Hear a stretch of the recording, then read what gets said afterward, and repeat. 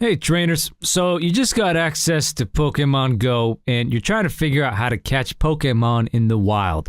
Lucky for you, the core mechanics are very basic. You already know how to throw Pokeballs, it's real simple. You just swipe your finger in the direction that you want the ball to move.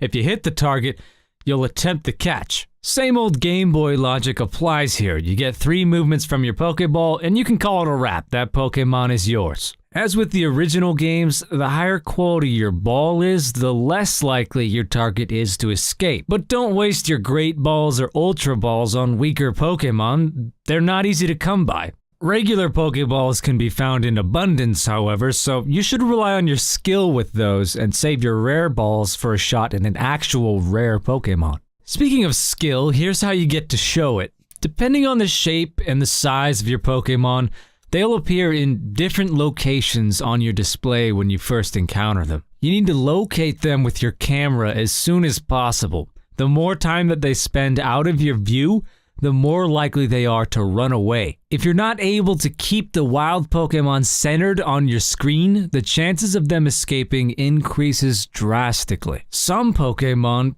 particularly the rarer or more powerful ones, will actively try to evade your view. They'll dash around your body, fly over your head, or burrow under your feet. Use the game's UI to trace them as soon as possible and keep them centered on your screen. Can't stress that enough. Some Pokemon, usually the ones that you want most, are actually trying to get away from you. Keeping them in view is how you counter their efforts. If a Pokemon is giving you a particularly hard time, try feeding it a raspberry.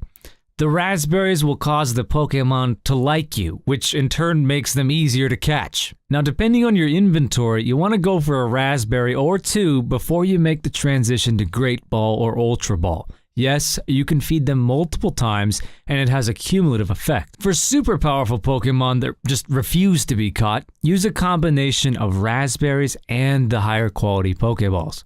Now, this next point may seem a bit obvious, but I have to stress its importance.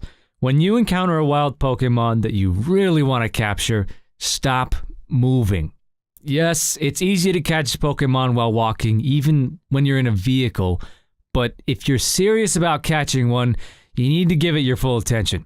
Physically support your dominant hand to ensure the best accuracy possible. Even squat down to achieve maximum stability. Remember, every move or tremor that you make moves your camera, and the less time that you spend centered on your target, the more likely the target is to escape.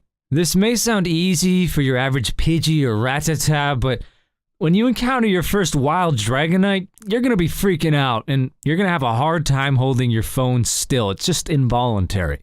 Which segues into the biggest skill component to catching Pokemon in Go, the targeting system. Now, the color of your targeting reticle, which is that circle indicating your Pokemon's position that varies in size, determines how difficult that the catch is. A totally untrained Squirtle, for example, is going to be green, indicating that it's an easy catch and you can easily snag him without raspberries using a standard Pokeball. On the other hand, a high-level Blastoise's reticle is going to be dark red, indicating that it's go time. Try hard mode engaged. Don't mess up. Now, listen to this one. The smaller your reticle is, the harder the sweet spot is to hit. If you want to maximize the likelihood of a capture, throw the ball when the reticle is at its smallest. This requires the finest accuracy, but you'll also be rewarded for it with a significantly higher catch rate and a throw bonus. The throw bonus is the game's rating, if you will, of your accuracy. Examples include a curveball, a nice throw, great throw, and perfect throw. You'll also receive an XP bonus for your exceptional throws. So let's recap. If you really want that high-level wild Dragonite, which are very rare to encounter, you can maximize your chances of a successful capture by feeding him raspberries, stabilizing your body to execute high-accuracy throws, and use the throw bonus mechanic to land really skillful attempts with Great or Ultra Balls. That about does it for my tips on capturing wild Pokemon. Good luck out there, trainers. Remember to believe in yourself, and you'll catch them all. You've had the power all this time. Subscribe to my channel. I will be posting the best Pokemon videos on YouTube. If this video helped you, then give it a thumbs up and leave a comment with your suggestion for future topics. Thank you, stay safe, and have fun out there.